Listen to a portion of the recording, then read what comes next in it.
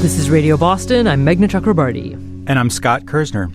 The 1960s and 70s saw a major migration of big companies leaving cities for suburban office parks. That's the era when General Electric left Schenectady, New York for Fairfield, Connecticut with its low-lying buildings, easy parking, and manicured lawns. But as early as this summer, GE will start packing up for its move to Boston. According to Fortune, in 2015, only one of the top 10 companies on the magazine's Fortune 500 list had its headquarters in the downtown of a major city. Now, GE's move to Boston will obviously change that. So does this represent a bigger shift in how companies think and operate? And what does a business get from being in a city center? Joining us now is Richard Florida, director of the Martin Prosperity Institute at the University of Toronto, a professor at NYU's School of Professional Studies, and a senior editor at The Atlantic. He's also the author of The Rise of the Creative Class, among other books. Richard, thanks for joining us. Hey, it's great to be with you. So you think, and you've written a lot about how cities change as industries change, and in many ways, we'd say Boston has a lot of people in the creative class. So what was your first reaction to the news that General Electric is going to move its headquarters here? Well, I think the driving factors in this are pretty clear, and they're the ones I identified way back over a decade ago in Rise of the Creative Class. The first is to be around talent and talented people, engineering talent, technical talent, managerial talent.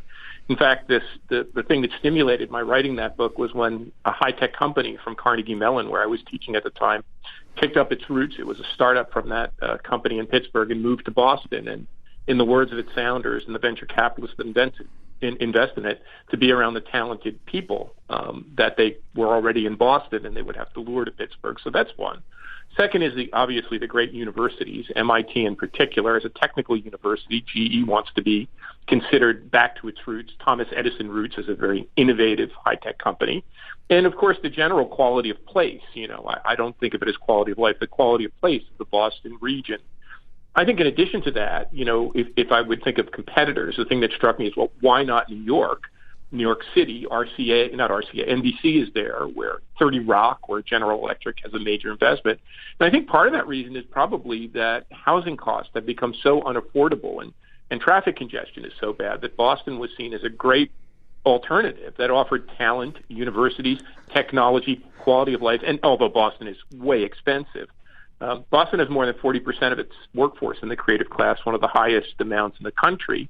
So I think all of those factors, and I think the GE move signals a bigger move, and that is companies giving up the suburbs, which is exactly where GE headed, as you said in your introductory remarks, moving away from the suburbs because talented and creative people, the kinds of people they need to hire, want to be in vibrant cities just like Boston. Well, Richard, can I just jump in here? Because I have a quick question about exactly that. I mean, the move in the 60s and 70s, as Scott was talking about earlier, out to suburban office parks allowed companies to build these sprawling campuses that could have thousands possibly of employees all working together roughly under one roof for the same company. I'm wondering if cities now hold a greater attraction because companies, or maybe some companies, have figured out that it's not so much their own employees talking to each other, but their employees having access outside the silos of the corporation itself and with other companies, other industries, which is more easier in the city. Great universities and great university laboratories and access to all of that talent. I think the idea in the 60s was, affluent people, the middle class, was moving out to the suburbs. And the word I like for this, if you think about the great Route 128 beltway around the city, the companies and the high-tech engineers were moving to Nerdistan, where they could drive their hopped-up, cars, whether that was a Corvette or a Porsche. They could park in the parking lot. But I think that fit with an era in which, most people were married with families and children. Today, more than half of us are single or divorced, or we're a solo nation, in the words of some.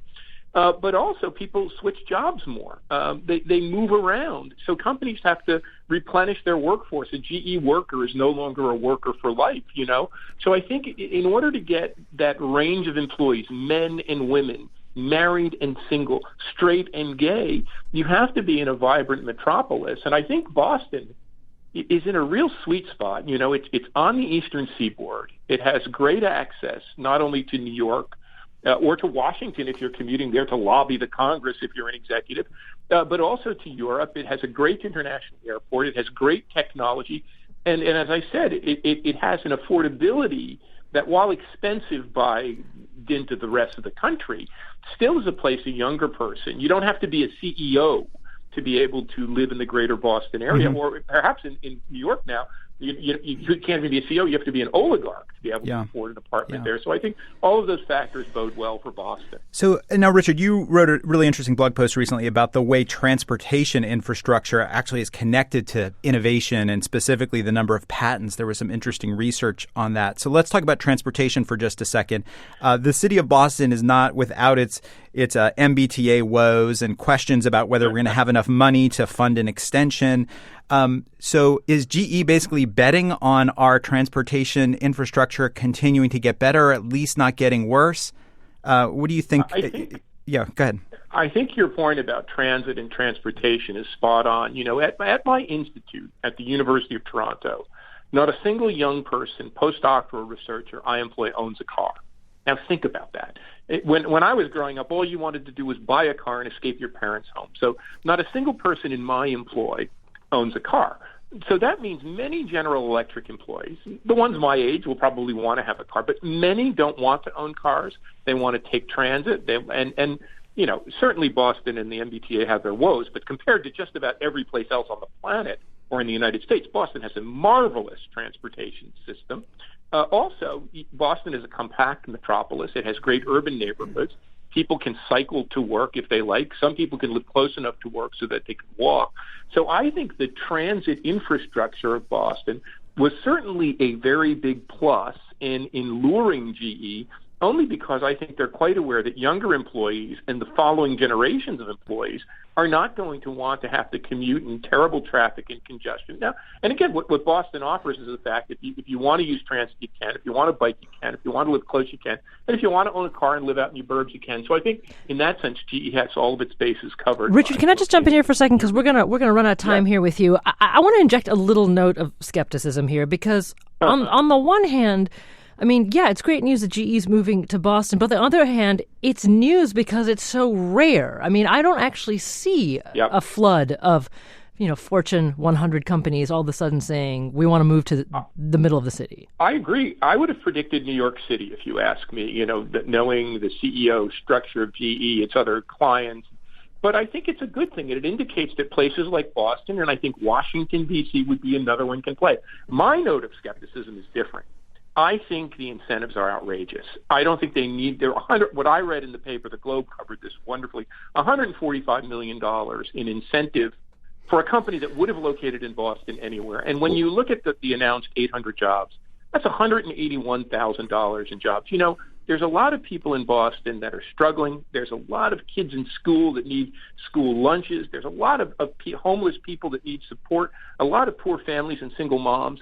$181,000 a job, that's an outrage. And what I would encourage the people of Boston to do is to tell the mayor and the governor, we'd like to welcome GE, but say no to the incentives. Well, Richard, GE is going to move. They picked Boston. Richard, we are out of time, but let me just ask you one quick follow-up on that. Okay. So how do you get cities and states to stop offering these incentives? I mean, if we didn't do it, New York was offering them more incentives. I'm sure Atlanta and Providence would have offered more incentives. So do you just have a moratorium where every state says we're not going to do it anymore? It's time for a moratorium. It's time for the president to step up and say this violates the federal fair trade, and to step up and say no. But I think it's time for the people of Boston to say we'd love to have General Electric, but we don't want to pay this corporate welfare. And I don't think they're going to go anywhere else. I think they made their choice. They're happy with their choice. They're taking a little extra cash off the table.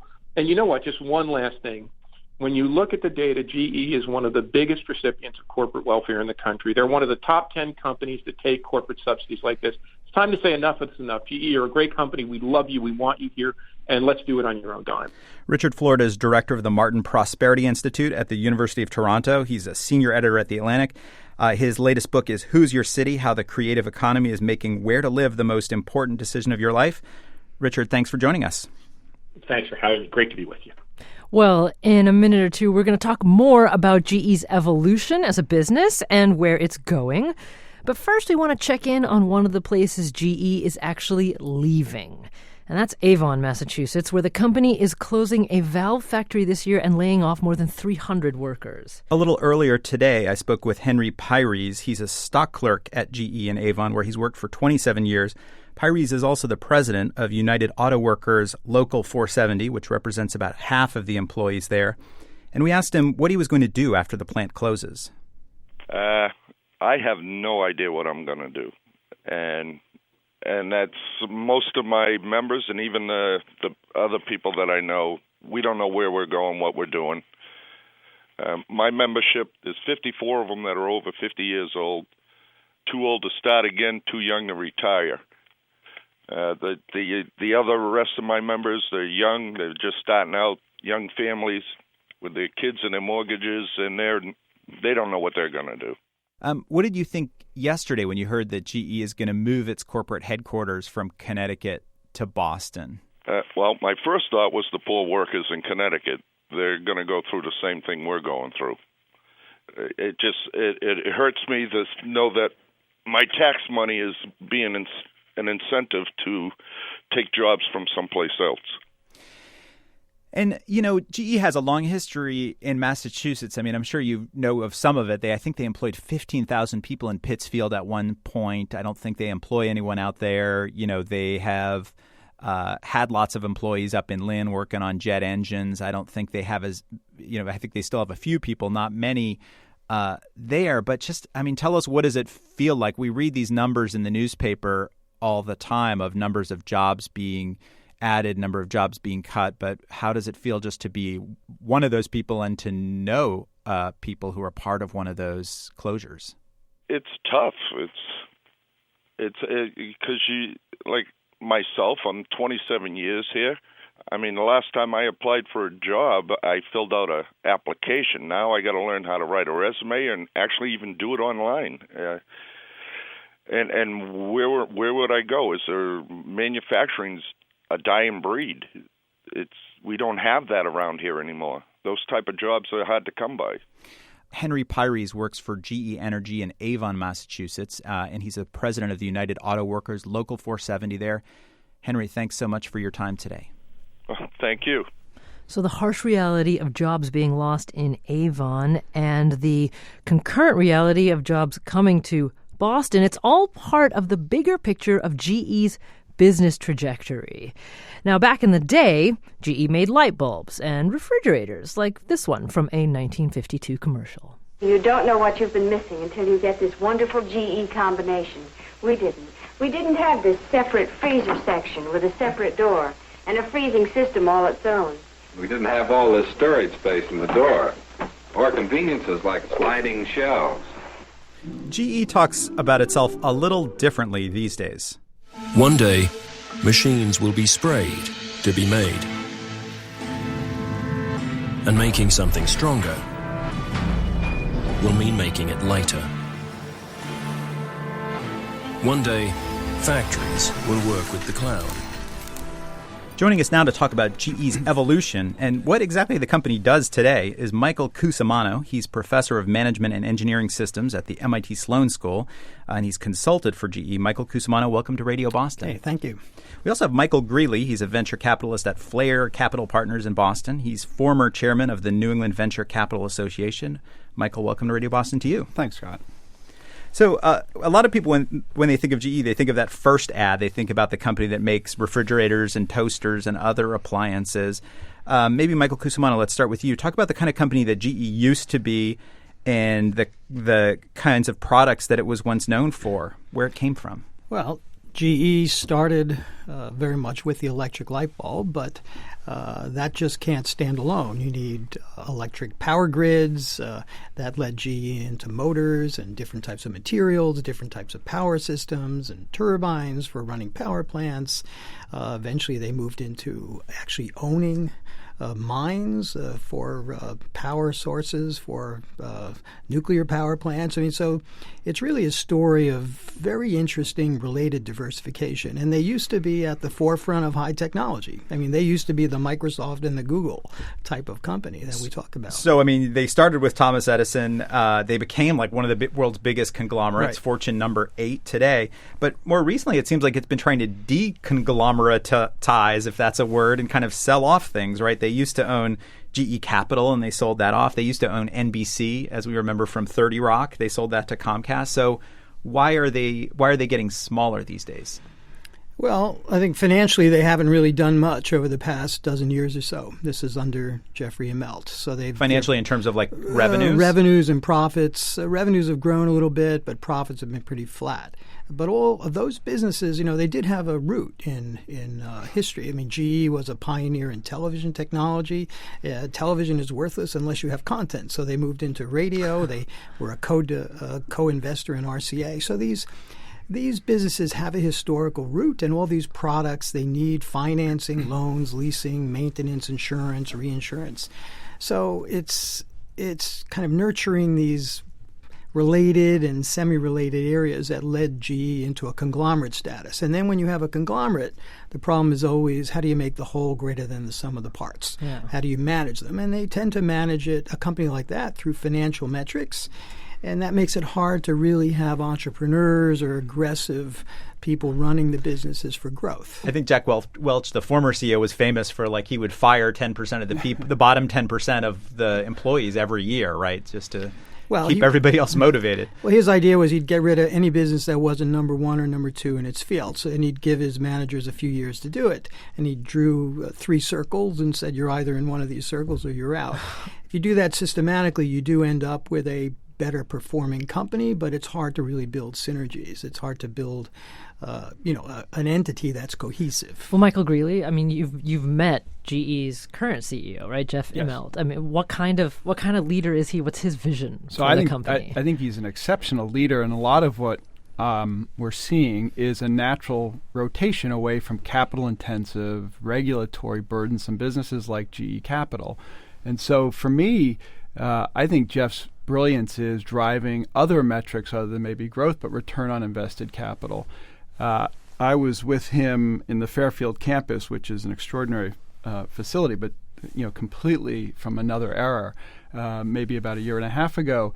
And he said that he wanted his legacy to be converting a hardware business to a software data business. Mm-hmm. And while that's an interesting soundbite, as you think about the implications of that, they're very profound. And I think actually the steps he's taken are pretty logical from that vision. I mean, that's sort of in line of the everything as a service model that I feel like a lot of businesses are going to, right? That's right. Do you want to explain that a little bit, Michael? Either of the Michaels, Cusimano or Greeley, what does it mean to say everything as a service? Like, what is a jet engine as a service? Sure. No, I've written about that. I've written about that quite a bit. GE has been into it. Rolls-Royce actually pioneered it also in aircraft engines. They call it power by the hour. Started it about 20 years ago. They realized that the airlines that were growing fastest were low-cost airlines or Asian airlines. They couldn't afford to buy new aircraft, but they could afford to lease them. So leasing companies were set up. And Rolls-Royce jumped in with, okay, you can't afford to buy a new engine, but we'll sell you a contract for using, and you pay for it as you go. And GE has come in as well. And this is part of where the financing and insurance and reinsurance business comes in. But you can do that with anything. Zipcar is a model of that as well, right? You can't afford to buy a car, don't have space, or don't want a car, but you rent transportation. So this whole idea of servitizing products, selling the service or the use of the product rather than the product itself, has been a big trend. Software products really kind of started that off with Salesforce.com back in 1999.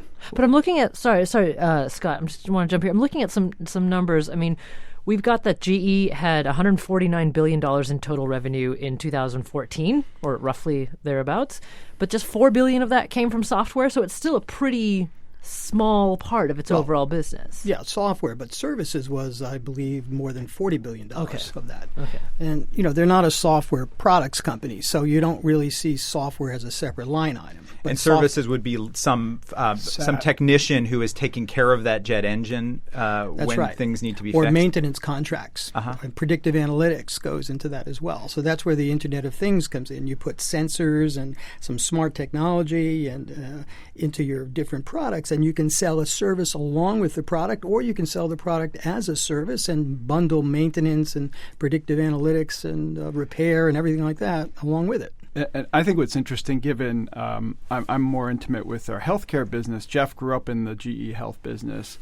A lot of their customer base is now located in Boston, so to some extent he's getting closer to a center of gravity for the biotech and farm industry, which is in Cambridge. And Michael Greeley, talk about, so Jeff Immelt and all the top executives at GE presumably are now in the market for houses in Boston, right?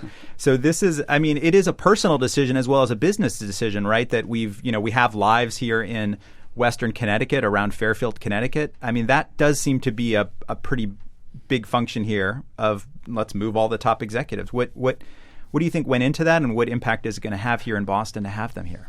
I think if you're trying to reinvent a company's core philosophy, this hardware to software transformation, I think you need to embed your senior executives in that community. Boston is almost second to none, maybe to the Valley, for software engineering talent. And so we talked earlier with Richard, as you add nodes to these networks, they become geometrically more valuable. So as you expose your senior leadership to what goes on in the Seaport District or in Cambridge or throughout Boston, the whole software development ecosystem, I think executives begin to take on a different dialogue. They begin to focus on different core competencies of the company.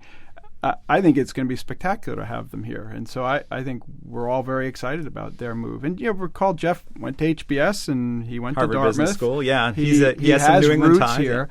I had a funny conversation with him. He's unfortunately not a Patriots fan. He is a Packers fan. Oh, and so no. Maybe every 4 years we'll have some interesting GE activities around the Pats and Patriots. There's always hope to convert him, though. Yeah. What are the risks of GE trying to make this transition? We're talking about quite a major change, a fundamental change in how it defines itself as a business. And, for as long as it doesn't happen, it can go either way. Like, what are the obstacles and the roadblocks to becoming a software company or a services company versus a historical industrial company? Now, it's an enormously distributed company. So the fact that the headquarters is here, I think, drives from the top down these initiatives, but the execution of that will be out in the field around the world.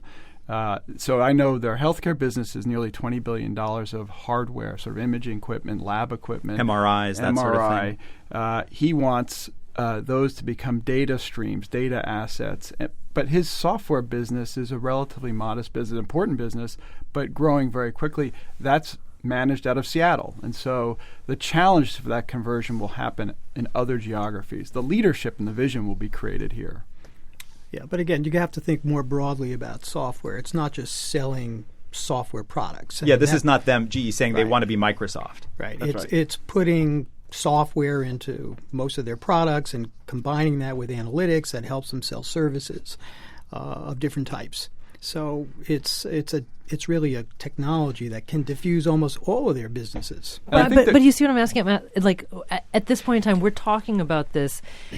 As an observer, I'm hearing this major company is just going to make this change, but there have to be some obstacles towards achieving that vision. If you're Jeff Immelt, what are the obstacles that you're primarily concerned about? So the big risk is the same that every conglomerate has ever faced. And how do you put these pieces together and generate some real synergy, not just paper synergy?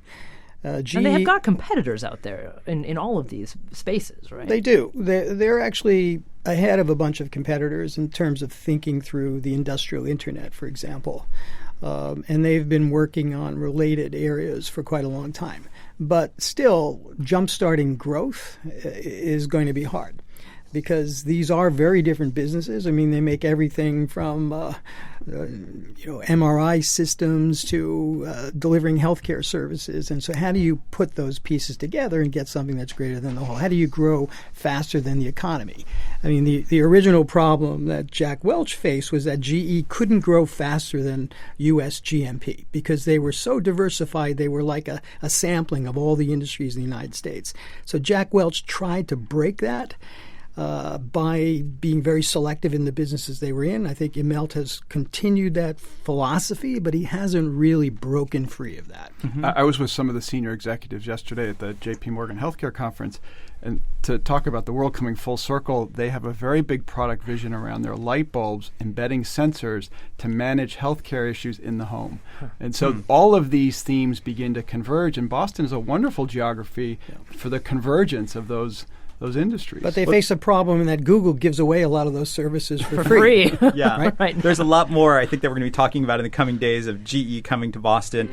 But Michael Cusimano, professor of technological innovation, entrepreneurship, and management at MIT Sloan School, thanks for joining us. Thank you. And Michael Greeley, venture capitalist at Flair Capital Partners in Boston. Michael, thanks to you too. Thanks, Scott. There's more of the show coming up in just a minute. I'm Meghna Chakrabarty. And I'm Scott Kersner. This is Radio Boston.